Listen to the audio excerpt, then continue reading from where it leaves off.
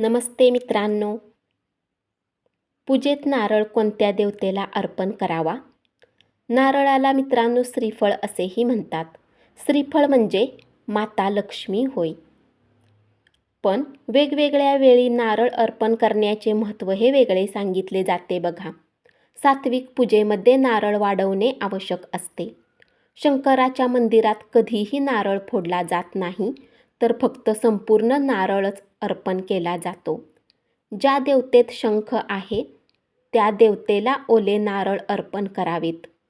पूजेत अखंड नारळाचा वापर केला जात नाही, हे फक्त पेय म्हणून वापरला जातो. बाबा भैरवला नारळ अर्पण केल्यावर तो फोडला जातो आणि या नारळाच्या मध्यभागी काळी मिरी आणि लवंग किंवा इत्यादी प्रसाद म्हणून आपण जे काही अर्पण करतो ते टाकले जाते.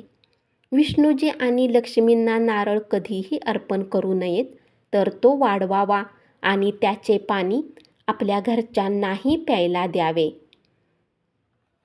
पौराणिक मान्यतेनुसार भगवान विष्णू जेव्हा पृथ्वीवर अवतरले तेव्हा त्यांनी माता लक्ष्मी, नारळाचे झाड आणि कामधेनू सोबत आणले होते. म्हणून नारळाच्या झाडाला कल्पवृक्ष असेही म्हणतात. यामध्ये त्रिदेव ब्रह्मा, विष्णू आणि महेश राहतात असे सांगितले जाते.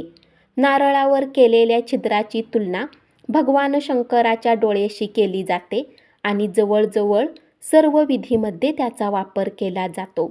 नारळाविषयी आणखी एक समजूत अशी आहे की मानवी स्वरूपात नारळ विश्वामित्रांनी तयार केला होता.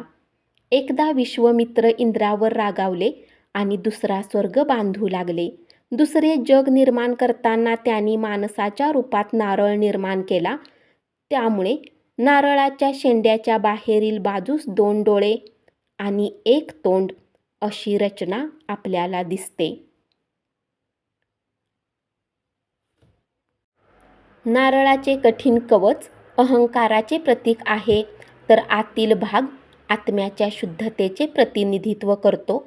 म्हणून नारळ फोडून अहंकार त्यागून देवाला अर्पण केला जातो. नारळाचे कठीण कवच अहंकाराचे प्रतीक मानले जाते. नारळाचा पांढरा आणि मऊ भाग शुद्धतेचे प्रतीक असतो, जो आतील पवित्र आत्म्याचे प्रतिनिधित्व करतो. नारळाला श्रीफळ असेही म्हणतात, जे सौभाग्य आणि समृद्धीचे प्रतीक मानले जाते. नारळ हे अत्यंत शुद्ध आणि पवित्र फळ मानले जाते, त्यामुळे कोणत्याही पूजेमध्ये ते अर्पण केले जाते.